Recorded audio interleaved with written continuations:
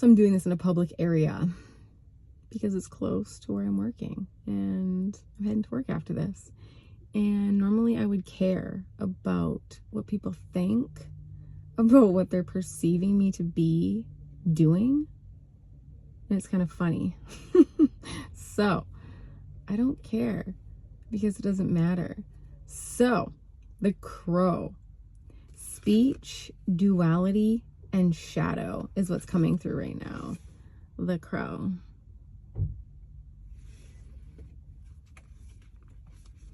Crow speaks of the past. Crow speaks of the present. Crow speaks of the future. Crow is impeccable with their word, mindful of their opinion, and guides you to speak from a place of inner knowing when you need to share your truth. If words have been fumbled as of late, trust in Crow to help you in getting the message across. To see and speak clearly, a deep knowing is needed. For this to be fully realized, you must not only acknowledge your light, but also the duality of your shadow.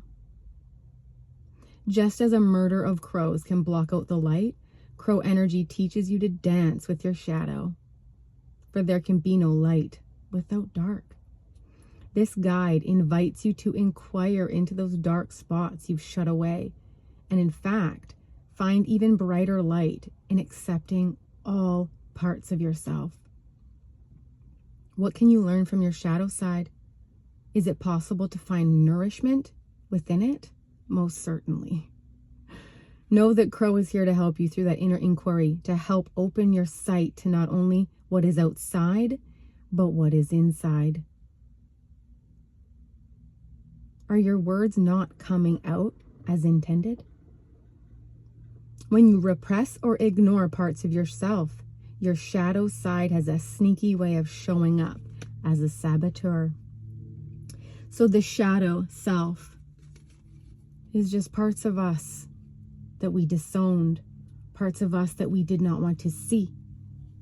We may be ashamed of it. It may have been repressed because we were made fun of for it. Dampening our authentic self is what I think it comes down to. The shadow self needs to be seen and expressed to be integrated.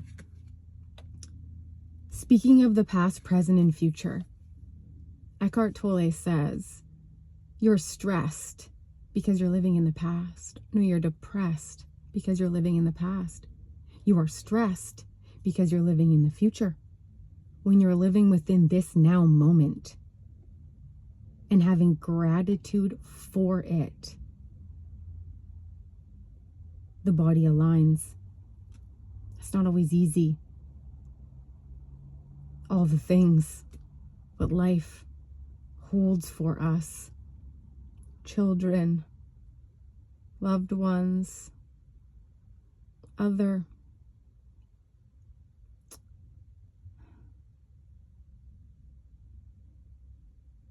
life is a gift, but it doesn't always feel that way. That's what the sages speak about. They have such an illuminated, enlightened, joyful way about them, because despite the gravity and density of this plane, when we can regulate our nervous system, we can handle things at a far greater degree. But humans numb through substance, through social media, through television, through many different things, through exercise.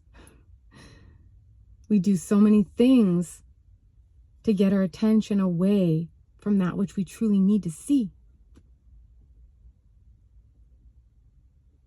I had been in a haze of cannabis.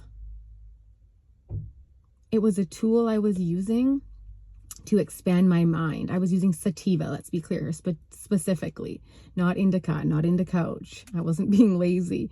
I was using it as a tool of expansion, but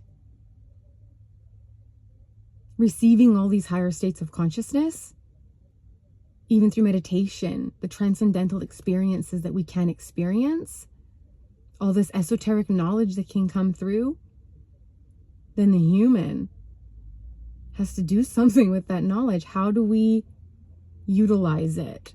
How do we integrate it? That's the question. We have to get into the body. We have to regulate the nervous system in order to enter a state of response over reaction.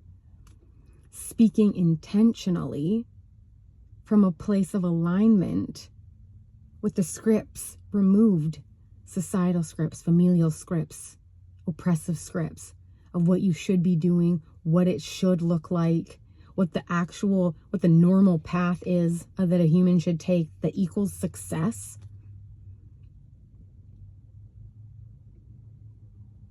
When you begin to stop caring about what someone thinks about you, you begin to live from a place of authenticity.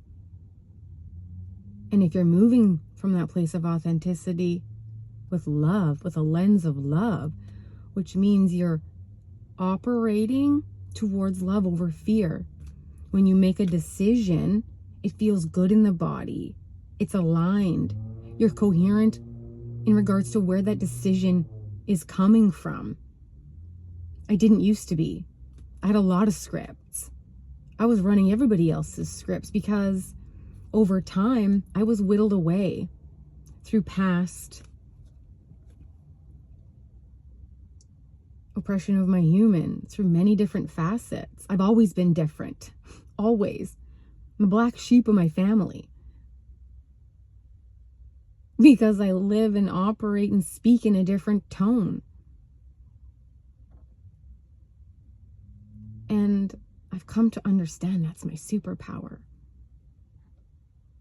And as much as I love them all, they don't need to understand me. I don't need them to understand me. They can love me for me or leave me. And it's taken a long time for me to get to that place because I'm all about family. I love my family wholeheartedly, no matter what they've said or done. But I can love them from a distance if that is the way it must be. Boundaries have set me free. And it was hard creating them. I was a people pleaser. Just wanted everybody to be happy. And in turn, I was internally not. In my pursuit of happiness, I realized I was pursuing everyone else's happiness. Pursuing a path that I didn't enjoy because, well, people agreed that that was a good idea. I was walking the normal path while my soul was dying inside. Walking the alternative route, the path less traveled, can be lonely. But when you come to terms with yourself and you know those meant for you will find you, what is meant for you won't pass you by. If you're operating from love over fear. I gotta run. I love you. Peace.